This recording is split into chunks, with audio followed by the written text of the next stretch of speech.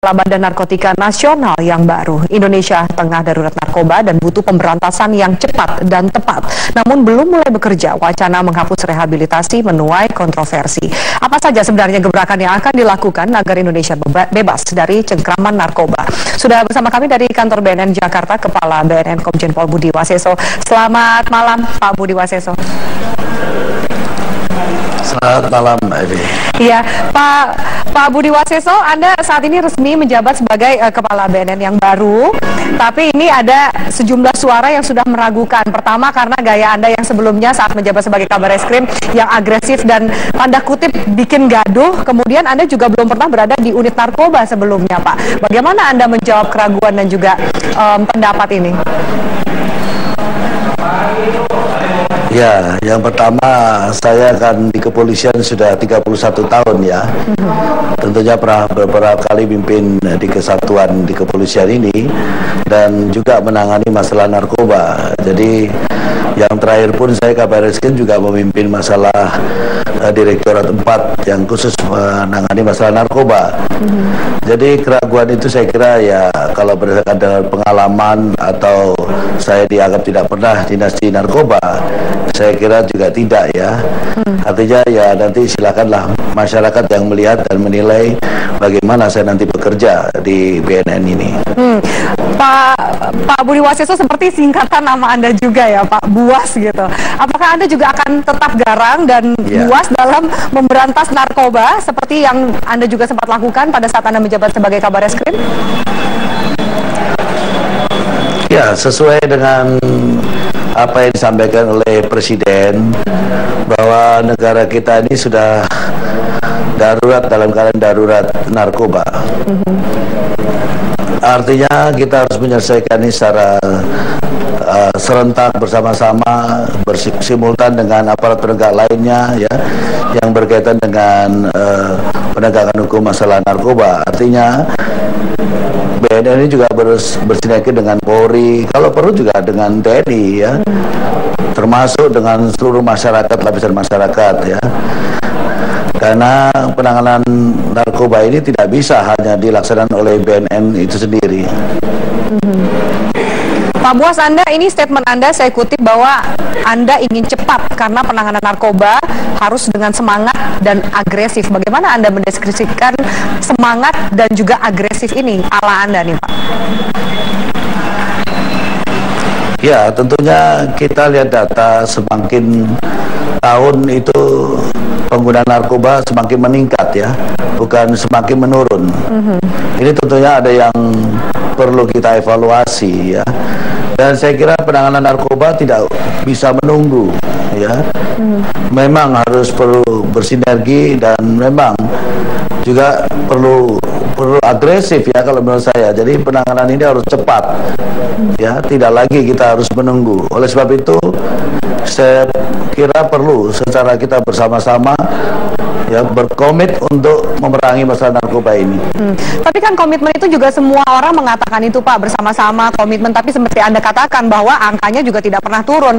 Adakah gebrakan atau terobosan yang akan Anda lakukan? Ya, saya kira kita lihat saja nanti. Ya, saya pasti akan membuat upaya-upaya untuk bagaimana kita menangani masalah ini dengan cepat, tepat ya, sehingga lebih efektif. Sehingga apa yang sudah dicanangkan oleh Presiden mengenai negara kita sudah dalam keadaan darurat narkoba, segera bisa kita tanggulangi ya. Artinya tindakan juga harus tegas ya terhadap para pelaku-pelaku, khususnya para bandar dan mafia-mafia itu ya. Saya kira tidak bisa lagi untuk kita berikan satu peluang. Itu saya kira ya. Iya. Pak Budi Waseso, ini saya juga mengutip tadi statement dari Kapolri, ada 38 jenis narkoba yang beredar di Indonesia dan kemungkinan akan terus bertambah. Indonesia bukan hanya menjadi konsumen tapi sudah menjadi produsen dan bahkan jadi jalur utama sindikat narkoba. Bagaimana Anda memetakan permasalahan yang ada di Indonesia soal narkoba ini dan juga apa target Anda sebagai Kepala BNN? Ya, saya kan baru hari ini dilantik ya. baru evaluasi ke dalam bagaimana mengenai tugas-tugas saya, dan ke depan tentunya kita harus segera mengambil langkah-langkah itu ya. Artinya sekarang jenis narkoba yang baru sudah beredar di negara Republik kita ini ya.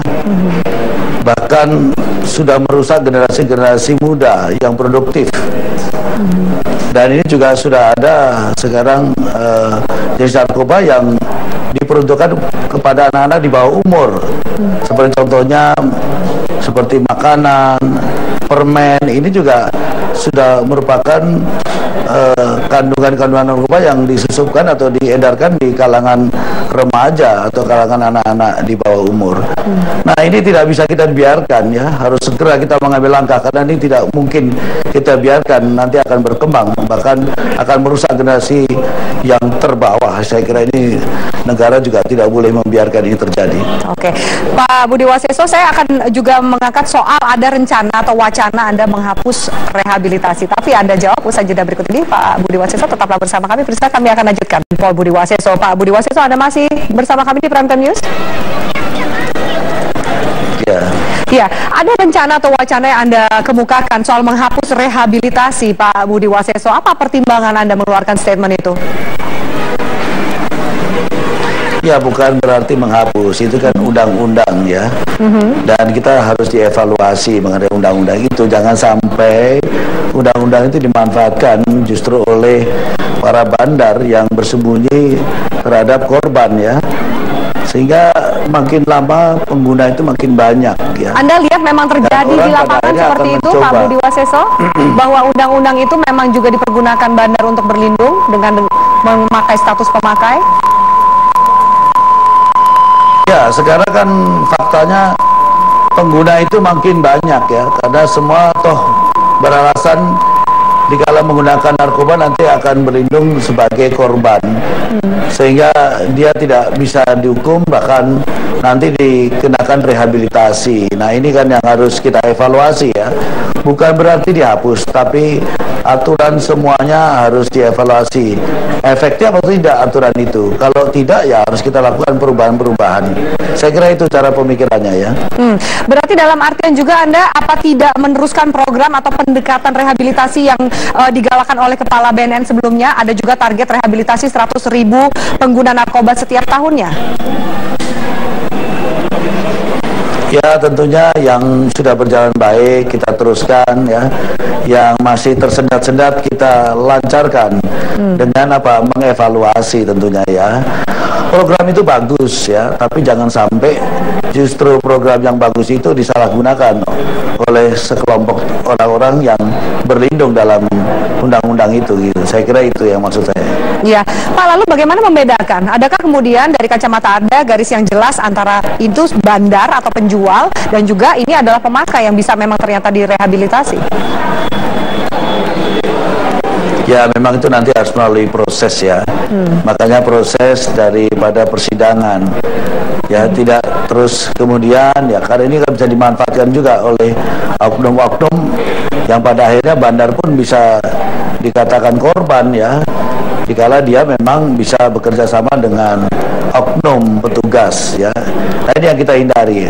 Oleh sebab itu menurut saya pengguna pun tidak lepas dari tanggung jawab pidananya ya. Justru nanti dia dibina di lapas itu sekaligus dia melaksanakan rehab di lapas itu.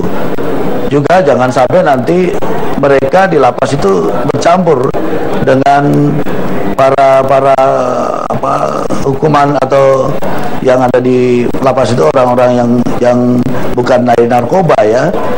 Sehingga nanti akhirnya malah program rehabilitasi itu tidak berjalan dengan baik, bahkan dia keluar dari lembaga itu malah menjadi bandar, malah berkembang, dia bisa menjadi mafia. Iya, itu yang saya maksud.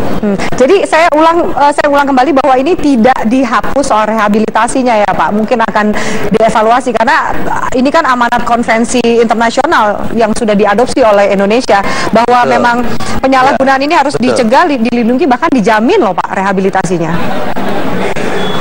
Betul, betul. Tapi kan harus kita tetap evaluasi. Efeknya atau tidak, nanti harus kita evaluasi. Jangan sampai ini ada peluang, ya. Justru mungkin kita tambahkan ya dalam undang-undang itu. Saya kira itu ya. Ya, Pak Buas, terakhir ini Anda sebagai Kepala Badan Narkotika Nasional, tapi tadi Anda tidak dilantik oleh Pak Presiden sebagaimana pada umumnya. Bagaimana perasaan Anda? Anda kecewa atau melihat ini sebagai hal yang lumrah saja? Tidaklah ya, tidak ada kecewa.